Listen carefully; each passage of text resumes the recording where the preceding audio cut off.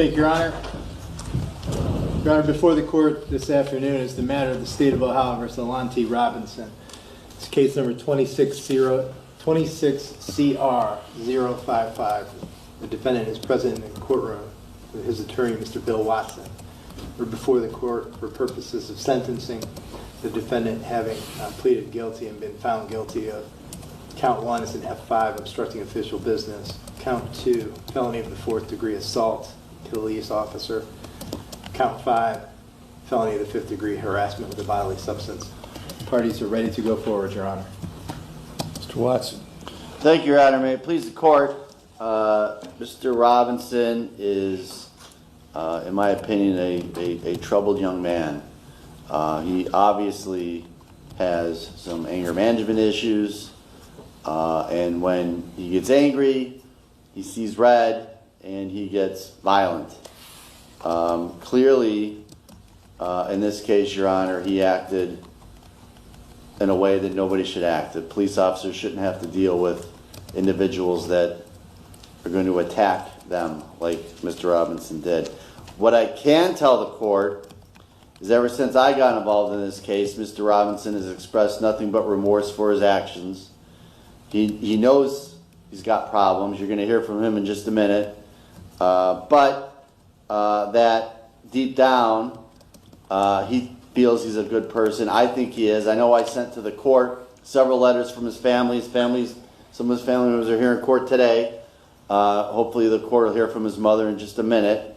But, and they believe in him. They know that although he's got some problems and shortcomings, that he can be a better person, a better man. He just maybe needs a little help, a little push. I'm respectfully asking the court to consider community control sanction with whatever restrictions the court deems appropriate. Mr. Robinson has his whole life ahead of him, and hopefully it's a long life, and hopefully he turns things around. I know his family's counting on him. I know Mr. Robinson has told me he wants to, but I'm hoping the court will take that into consideration. In the alternative, Your Honor, if the court doesn't feel community control is appropriate, I'm going to respectfully ask for a lower-end prison sentence. And if the court would allow, again, his mother would care to share a few words with the court. Okay. Ma'am, you can just stand up there. My name is Nigella Robinson, and I'm Alante's mom. Me, myself, what I have to say is a little bit different. My son is not so much trouble, but there are some issues that he has to deal with. And I have talked to him. I can't do anything else but continue to talk to him because I'm the mother of an adult now. And he has to choose what it is that he wants to do. And I continue to talk to him about how to cope with the situations that he has before him. I am hoping that this time that he's been away from home, that it has spoken to him, spoken to his heart, to be honest with you, and that he would, that he's turning it around. My son is definitely has a relationship with God, and he knows better. This was absolutely no holds barred, like he was wrong in this, period. And he knows that. He knows where he erred. He knows what he could have done, what he should have done. And we have to work on the part where he's not reacting just out of nowhere. He's just reacting impulsively. Like, you can't do that. You got to think things through. And that's the one thing that I am working on. Alante does have a big support team at home, outside of home, at church, everything. And he just has to choose to utilize that support. I am asking that you be lenient on him because of the support that he does have, but just because I know that my son is he's a good dude. He's good. And he has a lot of growing to do. Okay? Thank you. Thank you. Mr. Robinson, what do you want to tell me before I sentence you? First, I would like to apologize to the officers. I put them through so much. I acted before I thought. I would like to apologize to Candace for what I put her through that night. I'd like to apologize to my family and everything. I know I got a big support system, and I'm not being who I need to be. I'm not being who I need to be in front of them. And I got nieces and nephews, and they look up to me. I'm not showing them I'm a good example. This is not who I am. And I have a daughter and everything. And If you have a big support system, why haven't you utilized it? it's me not thinking before I act I mean, how long have you had this support system? all my life. Okay. And I just take full responsibility for what I have done. I know I was wrong, and I just wasn't in the right state of mind at the time. The whole situation could have been avoided. I know it could have if I would have just did what the officers told me to do instead of just acting before I thought. I mean, the only reason they showed up is because they got a call from this female, right? All right, So that's why they were there. all right. And it didn't take long for you to turn that switch on and things were off, right? All right. This isn't new to you either, is it? No. So you got a support system, you got an obvious problem because you keep running in and out of mostly Cuyahoga with these same type of things over and over again. And you've either decided not to utilize your support system or said to hell with it, I'm just not going to do it, I'm going to do whatever I want. It's one of those two things. Your mother's right, you got to figure out how to curtail your behavior because it's leading you down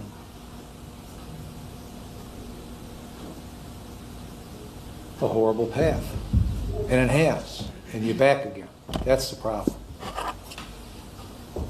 Anything else you want to tell me? No, I just want to apologize to all the parties that's involved. Apologize to my family, my daughter, everybody. Because I know I can do better. I'm just not, like you said, I'm utilizing what I have around me. All right, thank you. Mr. DePiro. Thank you, Your Honor. Yeah. These police officers, they utilize what they have around them because they restrained themselves. They showed great professionalism in the face of a person who was attacking them and being violent and calling them names and calling them bitches and spitting at them. And this defendant took Officer McNamara, took control of his body in the middle of the street where there was a car, and he slammed Officer McNamara into the side of the car, causing $1,500 worth of damage to an innocent person's car who was just driving home after she had left work. And then he proceeded to push that officer onto the ground where he tripped over a curb, and then he kept running. And then when the police caught up with him, he fought with a different officer, 3 of them, more, manhandling him. Strong guy. He's got to get control of that temper. This is not oh, geez, I shouldn't have done that. This is a sustained decision making from the time that he grabbed the phone off of the female he was with and took it away from her. You know, the police responded. They heard a scream on the 911. They didn't know what they were walking into because he took the phone away. So this was a prolonged string of decisions that the defendant made that resulted in violence against police officers who used their training so that it didn't escalate, thank God. So the defendant, I think, given the fact that he's already been to prison on 2 separate occasions for other violent felonies, and that he was on probation at the time for a violent felony, that he committed this offense, and that he had a pending indictment for an F3 domestic violence. He was out on a $25,000 bond at the time he committed this for a pending case in Cuyahoga with Judge Moore. at the time, that this is more serious of an offense. So the state would ask the court to fashion a prison term or a series of prison terms that are commensurate with the purposes and principles of sentencing in this matter, and would also ask, as pursuant to the agreement of the parties, for restitution of Michaela Meadows, and I gave that amount to your honor in chambers and also at the record, the change of plea. Thank you. All right, thank you.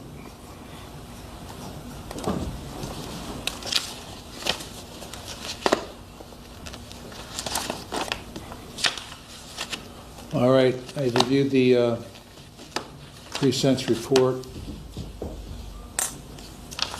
the victim impact statements, the letters submitted by Mr. Watson on Mr. Robinson's behalf. I have considered all the provisions in 29, 29, 11, 12, and 13. I have referenced your record, Mr. Robinson. That includes a conviction in Cuyahoga for attempted felonious, a felony 3, and there's an abduction and domestic violence. I'm not sure what the entirety of the conviction, those were the charges, but you were placed on probation for a year.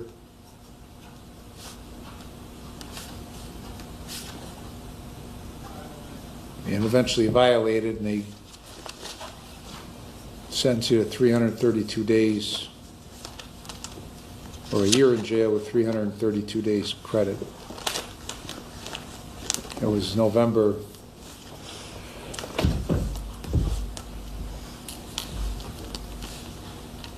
that sentence was August 31 of 22, and part of the problem was on 3/5/22. He got charged with domestic violence in North Randall and a stalking violation. We're convicted of that in August of 22. Placed on probation, but then sent to prison on another case in April of 22, a month after the North Randall. In Bedford, you got a burglary F4, domestic violence F4. That resulted in a prison sentence that was implemented on 8/23 of 22. 11/6 of 22, you have a burglary, domestic violence in Cuyahoga, sent to prison January of 23, released in May of 23. In July of 23, a couple months later, you got domestic violence F3 in Cuyahoga, sent to prison October of 23 through April of 25.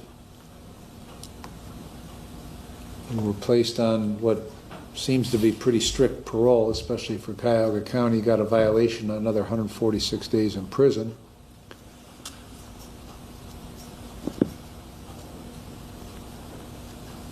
You get a domestic violence F4 in Cuyahoga, the one Mr. Tapiro was speaking of in front of Judge Moore, and placed on probation. Placed on probation 4/29 of 25. Violation is filed 6/30 of 25, and there's an active warrant in that case right now. And then on July 28th of 25, there's another domestic violence in front of Judge Moore. There's a warrant for that. And then January 26th, here we go with this one. And this one was bad, okay, because this starts at that Skylight Inn. I don't know what you're doing at the Skylight Inn, but there isn't one positive thing that's ever happened in the history of the Skylight Inn. So you're there, the call comes in, they react, the police respond. You decide you're going to run. They try to keep you from running. You run across the street. You get in this confrontation on Route 91, which, as you know, is a very busy 2 lanes each way plus a turning lane right off of 90. And he ended up throwing up McNamara against the car, denting the car. He falls in the street. You continue across over to Applebee's. They catch you there. You fight them there. They get you in the car. You kick one of the officers. You spit at these guys. And this is all because you just didn't feel like complying. This could have ended at the skylight immediately, probably with a minor offense against whoever you were there with. Okay, but you decided that you were going to conduct yourselves like you've done for the past 4 years. Okay, so, and this doesn't get any better. Okay, when you go to court after this, somebody's going to sit here and look at violent offenses, all in the close space of 5 years, with 2 different times you ended up in prison. So you're the one that said, and your mother acknowledged, that you have a support system, but you don't seem to have any interest in using that, or to this point in your life, in these short 4 or 5 years, you haven't had any interest in using it. You don't have any juvenile, at least we don't report any juvenile offenses. So I don't know what's going on, that all this started in April of 21, but man, you better get a hold of it, okay? Because nothing, you're going to turn 25 pretty soon, so you got a long way to go. The question is, what are you going to do with that long way to go? But this is deadly, deadly serious. So in consideration of all the factors in the statutory factors, I'm going to find you're not amenable to community control. On count 1, the F5, I'm going to sentence you to 12 months in prison. On count 2, the F4, 18 months. On count 5, 12 months with credit for 109 days that you've served. Those sentences will be concurrent to each other. I'm going to order restitution in the amount of $1,582.92 to Ms. Meadows, and the costs are assessed. When you get out, you may be on